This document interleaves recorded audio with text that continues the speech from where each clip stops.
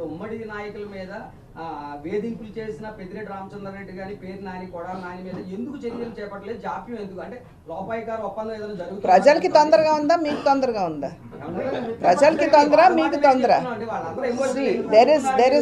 There is a ప్రాసెస్కి అనుగుణంగా వస్తారు.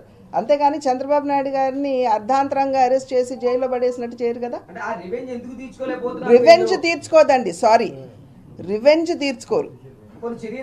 Revenge అదే ఇప్పుడు అదే కదా మీకు చెప్పింది. ప్రాసెస్ని ఫాలో అవనివ్వండి.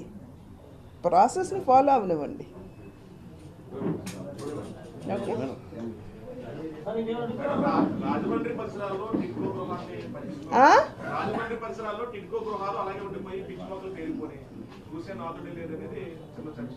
అది ఆల్రెడీ ముఖ్యమంత్రి గారి దృష్టికి తీసుకువెళ్ళడం జరిగిందండి. అండ్ డెఫినెట్గా దాని మీద దృష్టి కేంద్రీకరిస్తారని చెప్పి భావిస్తున్నాం. ఏ రకంగా అమరావతిని ఇంచుమించుగా అక్కడ కన్స్ట్రక్ట్ చేసినటువంటి బిల్డింగ్స్ని ఏ రకంగా అక్కడ పాడుపడేటట్టు చేశారో అదే పరిస్థితి మనం టిడ్కో ఇళ్లకి సంబంధించి రాష్ట్ర వ్యాప్తంగా కూడా చూస్తున్నాం. గత ప్రభుత్వం టిడ్కో ఇళ్ళు అంతకుముందు కట్టి ఉన్నా కూడా పేదలకి పంచకుండా ఏ విధంగా అన్యాయం చేశారో మనందరికీ తెలుసు. ఇవాళ ఈ విషయం వారి ముఖ్యమంత్రి గారి దృష్టిలో ఖచ్చితంగా ఉందండి.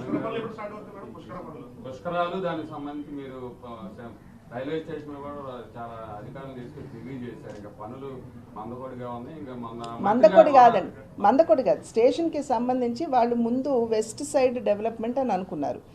మనం గట్టిగా వాళ్ళతో పట్టుబట్టి సిటీ అంతా కూడా మనకి ఈస్ట్ వైపు ఉంది, మనకి డెవలప్మెంట్ ఈస్ట్ వైపు కావాలంటే డిజైన్స్ మార్చి రీడిజైనింగ్ చేయాల్సి వచ్చింది. ఆ రీడిజైన్ చేసినటువంటి సందర్భంలో ఇంకొంత వ్యయం పెరిగేటువంటి అవకాశం ఉంది.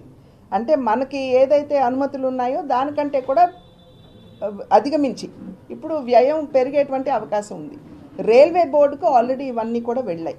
రైల్వే బోర్డులో చర్చించిన తర్వాత వన్స్ దే అప్రూవ్ వెంటనే అది ఆచరణలో పెడతారు. నేను ఆల్రెడీ రైల్వే బోర్డు తోటి అశ్విని వైష్ణవ్ గారితో కూడా మాట్లాడటం జరిగింది. అదేవిధంగా కొవ్వూరు నిడదవోలు ట్రైన్లకు సంబంధించి కూడా స్టాపేజ్ ఏదైతే ఉందో కోవిడ్కి ముందు ఉన్నటువంటి ట్రైన్లు ఆపేసి